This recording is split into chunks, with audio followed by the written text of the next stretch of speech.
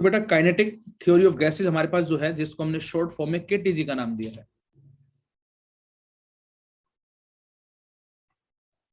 इसमें एक्चुअल में हम पढ़ते क्या हैं? इस काइनेटिक थ्योरी ऑफ गैसेज में हम मेनली गैसेस के बारे में स्टडी करते हैं, इस गैस के बिहेवियर के बारे में स्टडी करते हैं,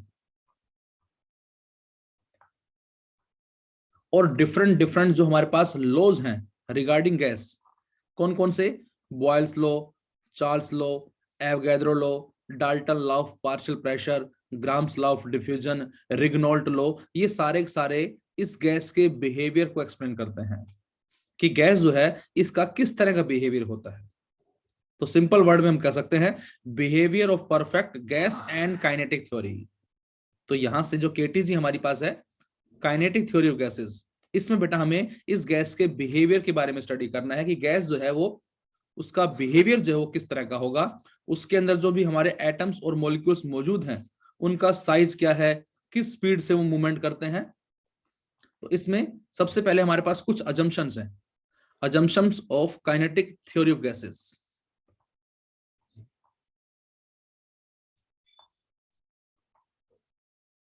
assumptions of kinetic theory of gases, of kinetic theory of gases। क्या assumptions हैं? वन बाय वन मैं एक्सप्लेन करता हूं। सबसे पहले हमसे कह रहा है कि जो गैस है बेटा, इस गैस के अंदर बहुत ज्यादा नंबर ऑफ मॉलिक्यूल्स होते हैं इन द ऑर्डर ऑफ 10 की पावर 23, जो कि हमारा एवोगैड्रो नंबर है। सो we can say a gas consist of a gas consists of a very large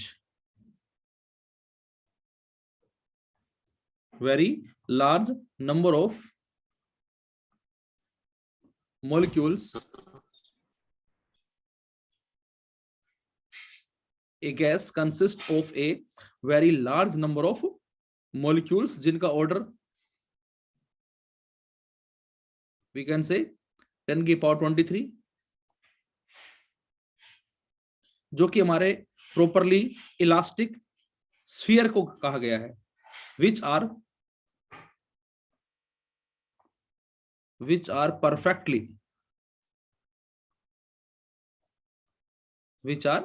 perfectly elastic sphere। अब इलास्टिक वर्ड हमने पढ़ा था कहां? वर्क एनर्जी पावर में कोलिजन हमने पढ़ा था, तो वहां जो कोलिजन पढ़ा था वो इसका जिक्र यहां पर भी होगा थोड़ा सा। तो गैस के अंदर बहुत लार्ज नंबर ऑफ मॉलिक्यूल्स होते हैं जो कि परफेक्टली इलास्टिक स्फीयर होते हैं, और वो किसी सिंगल गैस के लिए एक जैसे होते हैं, लेकिन अलग अलग गैसेस के लिए अलग अलग हो सकते हैं। They are identical, they are identical, they are identical in all aspects, they are identical in all, but are different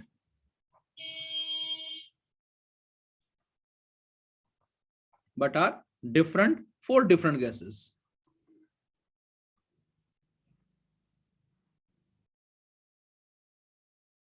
तो ये हमारा काइनेटिक थ्योरी ऑफ गैसेस का फर्स्ट अजम्पशन बताया गया है, जो कह सकते हैं क्या कि हमारे पास जो गैस है बेटा उसमें लार्ज नंबर ऑफ मॉलिक्यूल्स होते हैं जो कि हमारे कैसे हैं, एक perfectly elastic sphere like this हम बोल सकते हैं, कुछ इस तरह के। ये हमारे एक परफेक्टली इलास्टिक स्फीयर है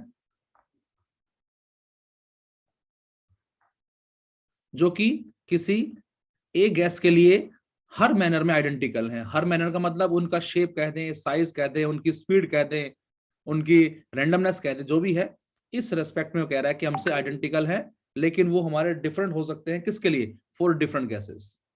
ये हमसे कहना चाह रहा है इसका फर्स्ट अजम्पशन। सेकेंड हमसे क्या कहता है? The molecules of a gas,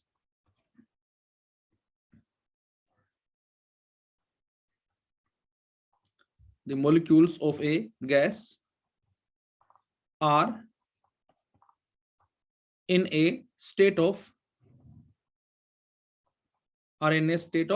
random motion। random motion. The molecules of a gas are in the state of random motion. इसका मतलब क्या है बेटा?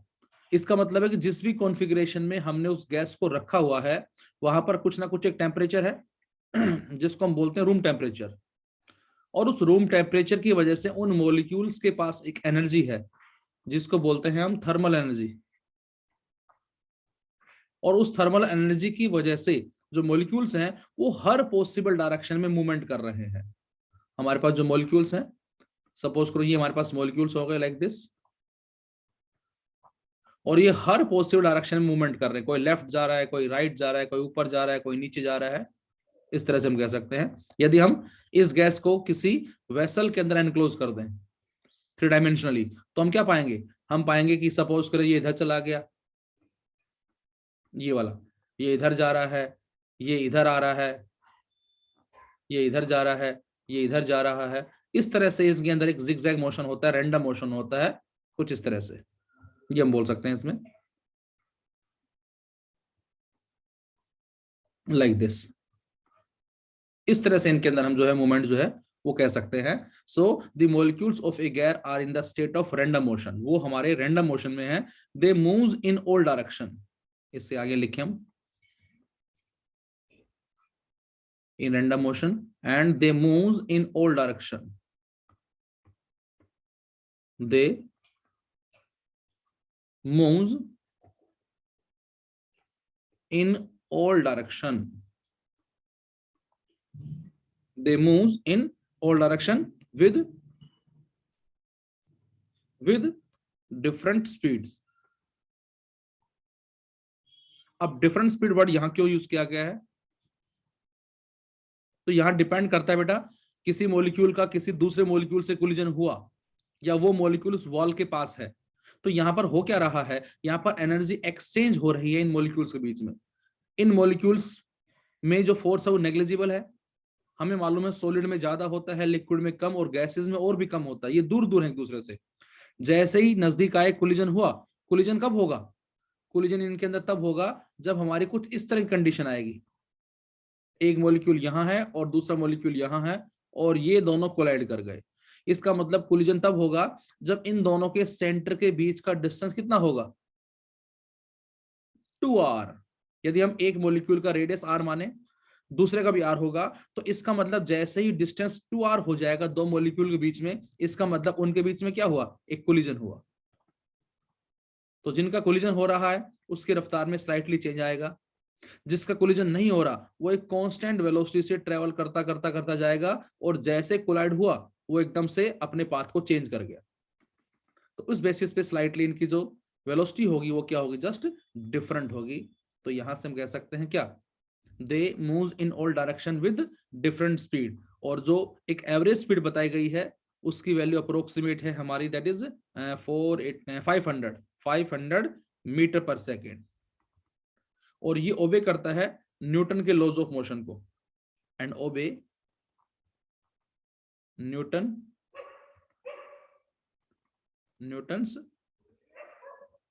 Laws of motion.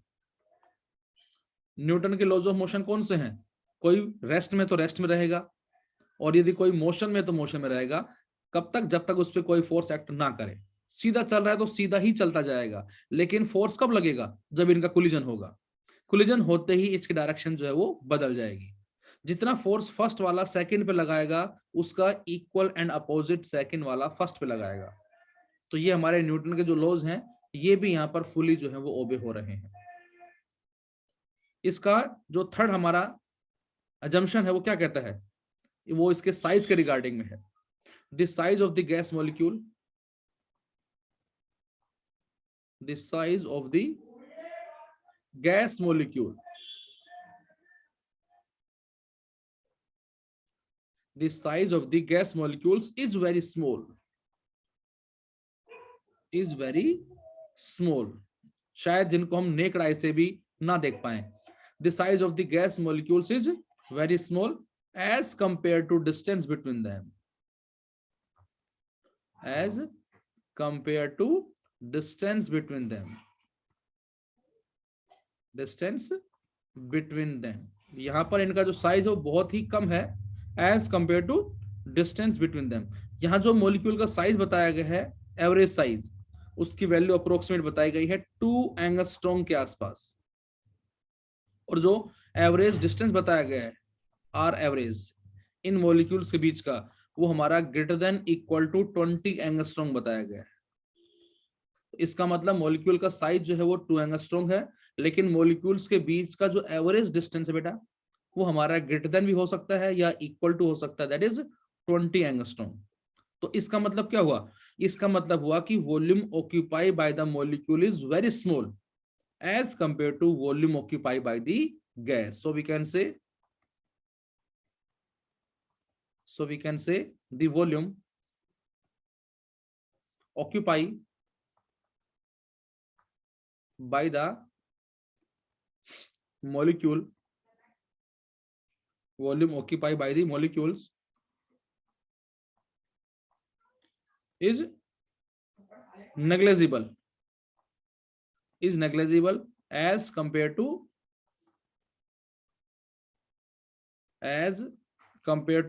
volume occupied by gas,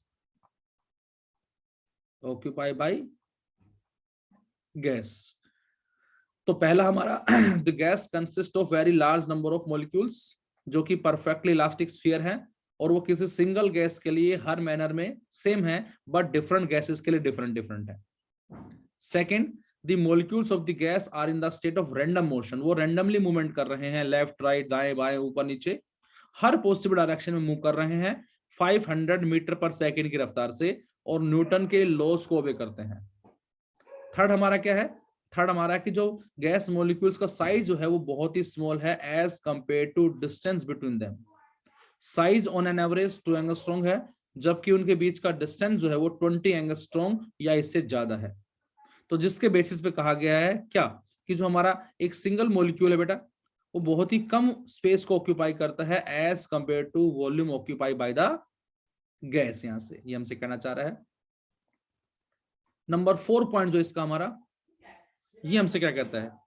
तो 4 पॉइंट हमारा कह रहा है कि जो मॉलिक्यूल्स है बेटा, इनके बीच में फोर्स ऑफ अट्रैक्शन और रिपल्शन बिल्कुल ही नेग्लिजिबल है। The molecules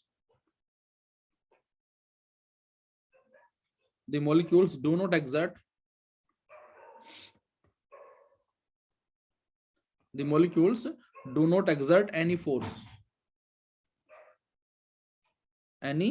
force of attraction or repulsion. The molecules do not exert any force of repulsion on each other,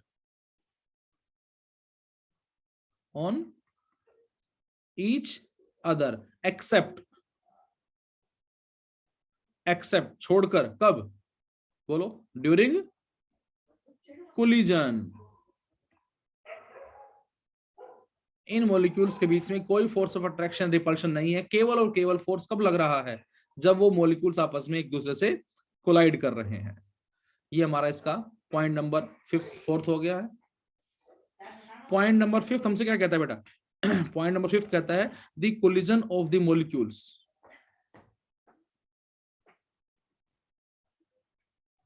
the collision of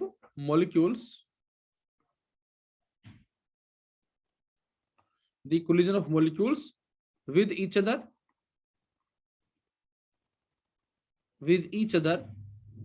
उसके साथ साथ हमने उस गैस को जिस वेसल में एनक्लोज्ड किया है, वो मॉलिक्यूल्स उसकी वॉल से भी कोलाइड करेंगे। the collision of molecules with each other as well as with the walls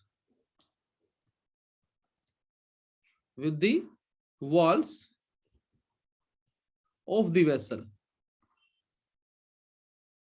as well as with the walls of the vessel, are perfectly elastic.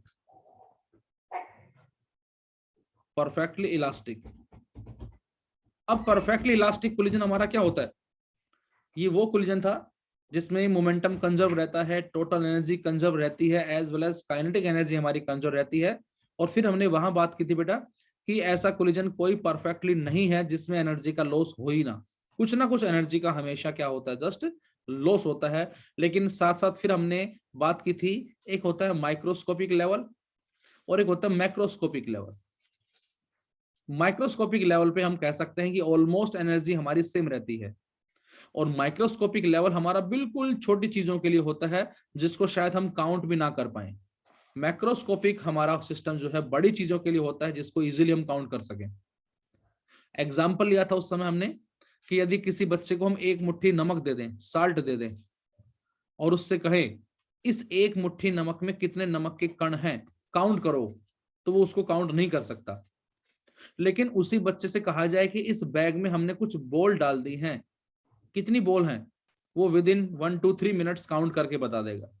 तो जिसको बेटा हम काउंट कर सकते हैं वो हमारा मैक्रोस्कोपिक लेवल है, और जिसको हम काउंट ना कर सके वो हमारा माइक्रोस्कोपिक लेवल है। तो माइक्रोस्कोपिक लेवल पे जो कोलिजन होता है वो हमारा परफेक्टली इलास्टिक कोलिजन कहलाता है, जिसमें एनर्जी का लॉस होता भी है, बिल्कुल ना के बराबर, बिल्कुल नेग्लिजिबल।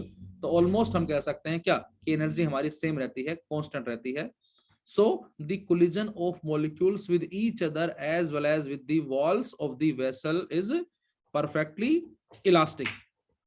तो यहां से हम बोल सकते हैं क्या, so that kinetic energy and momentum, so that kinetic energy and momentum are conserved,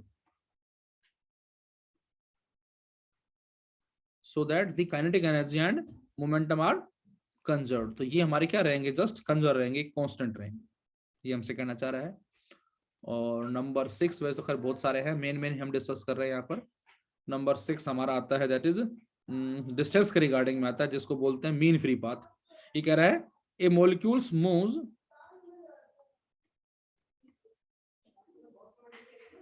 a molecule moves along a straight line। a molecule moves along a straight line। Suppose करें आप किसी रूम में बैठे हुए हैं घर के अंदर, ये हमारा घर हो गया है, और आप सपोज करें यहाँ बैठ के पढ़ाई कर रहे हैं या चाय कॉफी ले रहे हैं, और यहाँ पर हमारा किचन है, और बाय चांस किचन से हमारे पास जो गैस है, जो भी हमारे सिलेंडर है, उससे गैस जो है वो जो है लीक हो रही है। तो क्या जिस इंस्टेंट पे गैस लीक होती है उस इंस्टेंट पे हमें स्मेल आना शुरू हो जाती है? तो आंसर होगा नहीं। जबकि गैस मॉलिक्यूल की रफ्तार क्या है बेटा, बहुत ज्यादा है, कितनी, 500 मीटर पर सेकेंड। तो विद इन सेकेंड हमें स्मेल आना शुरू नहीं होती, कुछ समय के बाद स्मेल आती है। ऐसा क्यों? तो ऐसा इसलिए कि जो गैस मॉलिक्यूल्स हमारे जो मूवमेंट करेंगे, यहाँ पर सपोज करें यहाँ पर बहुत सारे गैस मॉलिक्यूल्स हैं, ये सारे इस तरह से, तो हम खाली एक मॉलिक्यूल की बात करते हैं। अब ये गैस मॉलिक्यूल जब चलेगा तो क्या होगा, चलते ही इसका कोलिजन होगा। किसके साथ कोलिजन होगा बच्चों? इसका कोलिजन होगा एयर मॉलिक्यूल के साथ। सपोज करें ये हमारे एयर मॉलिक्यूल्स हैं, लाइक दिस, और एयर मॉलिक्यूल से कोलिजन होने की वजह से क्या होगा, ये जो मॉलिक्यूल हमारा कौन सा, दिस वन, ये लगातार अपने पाथ को क्या करेगा, चेंज करता चला जाएगा। अभी यहाँ पर है, इससे टकराया, फिर इधर मुड़ जाएगा, फिर इधर आ गया, फिर इधर चला गया, फिर इधर चला गया, फिर इधर चला गया, फिर इधर चला गया, लाइक दिस, इस तरह से। तो यहाँ पर जो इसका एवरेज डिस्टेंस होगा, सपोज मैं कहता हूँ ये जो डिस्टेंस है ये 4 यूनिट है, ये हमारा 10 यूनिट है, ये हमारा 3 यूनिट है, ये हमारा 6 यूनिट है, ये हमारा 4 यूनिट है, ये हमारा 7 यूनिट है, ये 9 यूनिट है, ये 2 यूनिट है। तो इन सभी को ऐड कर दो आप, 4 प्लस में 10 प्लस में 3 प्लस में 9 प्लस में 2 प्लस में 7, जो जितने भी हैं, और अपॉन जितने नंबर ऑफ कोलिजन, जितनी बार टकराया है वो, इससे हम डिवाइड कर देंगे। तो इससे हमें क्या पता लगेगा, उस मॉलिक्यूल का एवरेज डिस्टेंस कितना है जो उसने अचीव किया है इस जर्नी के दौरान। तो यहां से क्या बोलेंगे बेटा, यहां से बोलेंगे the molecules moves along a straight line between two successive collision,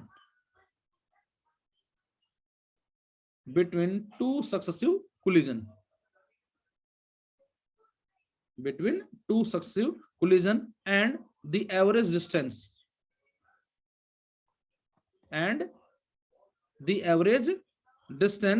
covered denotes the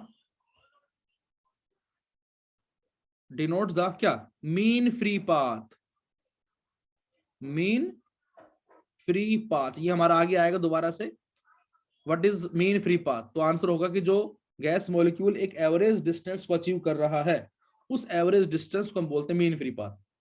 लेकिन एवरेज डिस्टेंस हमारा कब होगा, जब कम से कम ये 2 बार कोलाइड करे, क्योंकि जब हम एवरेज निकालते हैं तो मिनिमम हमारे पास 2 वैल्यू होनी चाहिए। एक सिंगल का क्या एवरेज निकालेंगे हम, मिनिमम 2 और मैक्सिमम जितना नंबर हो जाए। तो बेटा यहां पर कम से कम 2 बार वो मॉलिक्यूल जो है कोलाइड करेगा, और उसका जो एवरेज डिस्टेंस होगा, उस एवरेज डिस्टेंस को ही हम यहाँ पर क्या बोलते हैं, तो आंसर होगा हमारा, उसको हम बोलते हैं मीन फ्री पाथ बोलते हैं। ये हमारा पॉइंट नंबर 6 हो गया। और इसका कोई 7th कोई, ऐसे तो खैर काफी है वैसे तो खैर, और इसमें हम क्या बोल सकते हैं, नंबर 7 हमारा कि जो कोलिजन होते हैं ये इंस्टेंटली होते हैं। हम कह सकते हैं the collision, the collisions are almost instantaneously.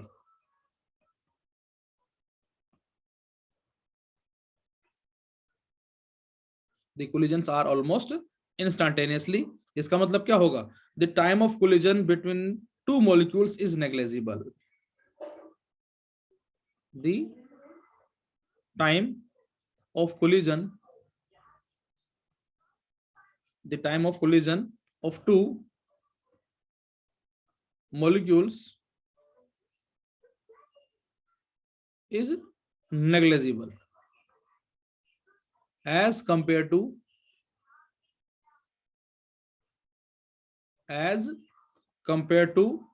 time interval, as compared to time interval between two successive collision.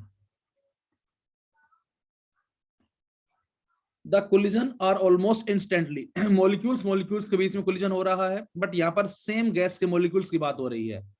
तो कह रहा है कि द टाइम ऑफ कोलिजन जो होगा दो मॉलिक्यूल्स के बीच में, वो बहुत ही कम होगा एज कंपेयर टू किसके, time interval between two successive collision. अब ये जो टू सक्सेसिव कोलिजन है बेटा, ये हमारा गैस मॉलिक्यूल का है, जो गैस लीक हो रही है उसका एयर मॉलिक्यूल के साथ, ये उसकी बात कर रहा है।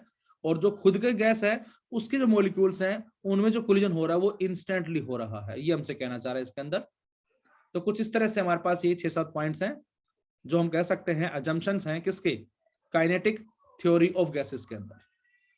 अब हम आते हैं इसके सबसे पहले और सबसे मेन डेरिवेशन के ऊपर, और वो जो सबसे पहला हमारा बिल्कुल डेरिवेशन है, बिल्कुल सिंपल है, मे भी आपने केमिस्ट्री के अंदर भी पढ़ा होगा। दैट इज कि जो प्रेशर होता है जो एक गैस एक्सर्ट करती है, वो हमारा कितना होता है, 1/3 इंटू में रो सी स्क्वायर, ये आपने पढ़ा होगा। और जो हमारे पास रो है इसको बोलते हैं मास अपॉन वॉल्यूम, 1/3 mc²/v, शायद आपने पढ़ा होगा केमिस्ट्री के अंदर। Pressure exerted by an ideal gas, तो आपने केमिस्ट्री में भी डायरेक्ट पढ़ा है। अब इसको हम यहां पर ड्रॉ करेंगे, और इसी पे ही हमारे सारे गैस लॉज जो है बेटा वो बेस्ड हैं। तो इसका नाम दिया गया है pressure exerted by an ideal gas, pressure exerted by an ideal gas. तो आइडियल गैस जो बेटा वो कितना प्रेशर एक्सर्ट करेगी, ये हमारा डिनोट करता है pressure exerted by an ideal gas. तो इसके लिए ऐसा करते हैं, हम एक सिस्टम ले लेते हैं, 3 dimensional system, like a cube ले लो चाहे आप। ये हमारा एक 3 डायमेंशनल सिस्टम हो गया कुछ इस तरह से।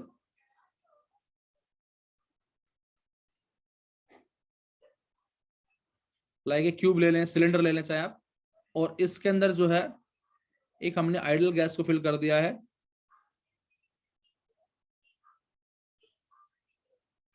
इस तरह से हो गया हमारा, जिसमें ये हमारा कहलाएगा क्या, एक्स एक्सिस है। ये हमारे पास सपोज करो मान ली बेटा हमने वाई एक्सिस है, और ये हमने मान ली सपोज करें दैट इज जेड एक्सिस है, और इसको मान ली हमने ओरिजिन से, this is x axis, this is y axis and this is z axis. और इसके अंदर हमारे पास जो है ये हो गए मॉलिक्यूल, सपोज लाइक दिस, इस तरह से मान लेते हैं हम।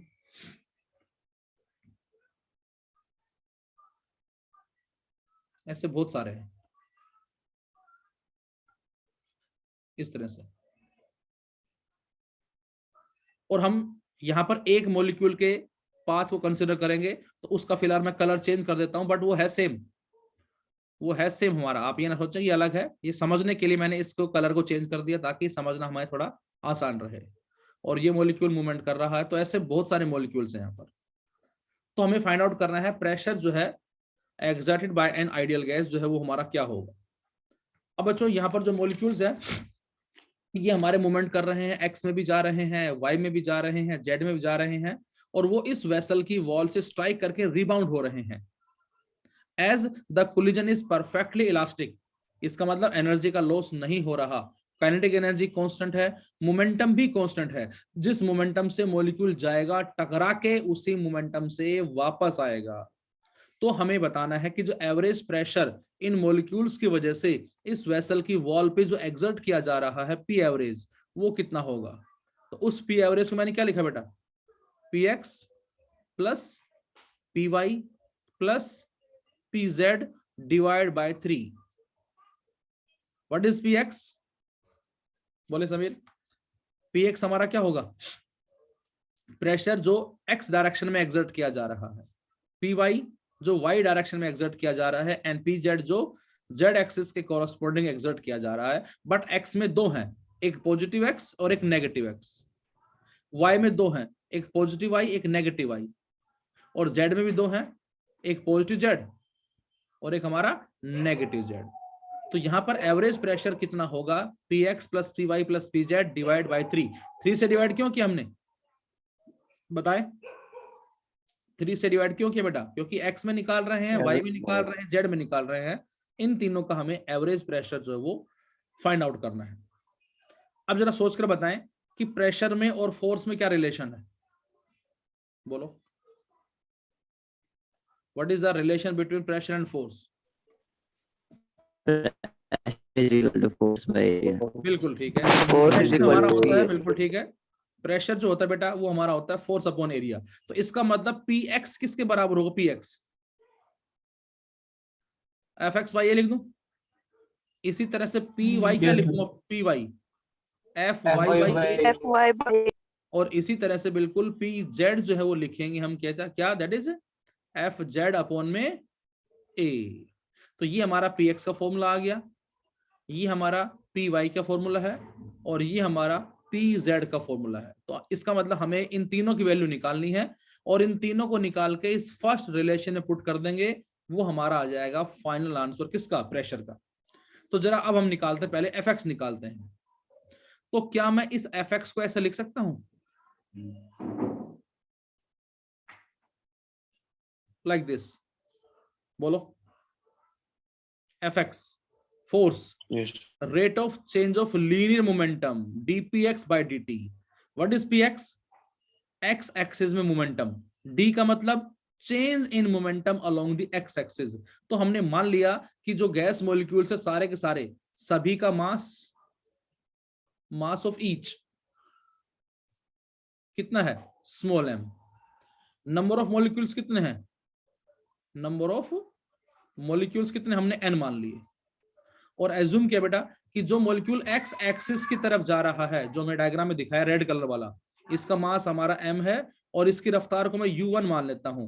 तो बताएं इसका इनिशियल मोमेंटम कितना होगा along x axis, p x i, बताओ कितना होगा। क्या इसको m u1 लिख दूं, बोलो बताएं। p x i का मतलब क्या, m u1। ये हमने एक मॉलिक्यूल का इनिशियल मोमेंटम निकाल लिया एक्स एक्सिस में, और जब वो इस वेसल की वॉल से टकरा के क्या होगा, रिबाउंड होगा। यहां पर जो मॉलिक्यूल है हमारा वो टकराया, और टकरा के इस वॉल से क्या हुआ बेटा, रिबाउंड हुआ। कुछ इस तरह से रिबाउंड हुआ, सपोज करें लाइक दिस। तो यहां पर क्या होगा, जब मॉलिक्यूल रिबाउंड होगा तो उसकी रफ्तार कितनी होगी, बोलो। उसकी रफ्तार सेम रहेगी u1, मास m है। तो बताएं इसका फाइनल मोमेंटम क्या लिखूं, pxf, बोलो। mu1 लेकिन डायरेक्शन अपोजिट है इसलिए क्या लगा दूं, माइनस साइन। तो चेंज कितना आया बताओ, चेंज इन मोमेंटम। रीज्वाइन करना है सभी को, टाइम हो चुका हमारा। देन चेंज इन मोमेंटम बोले कितना होगा, जिसको मैं क्या बोलूं, चेंज इन मोमेंटम को dpx1 बोल देता हूं। ये एक मॉलिक्यूल का निकाल रहे हैं हम, तो आइदर इनिशियल माइनस फाइनल और फाइनल माइनस इनिशियल। तो बेटा यहां से pf माइनस पी करेंगे तो बोलो कितना आएगा,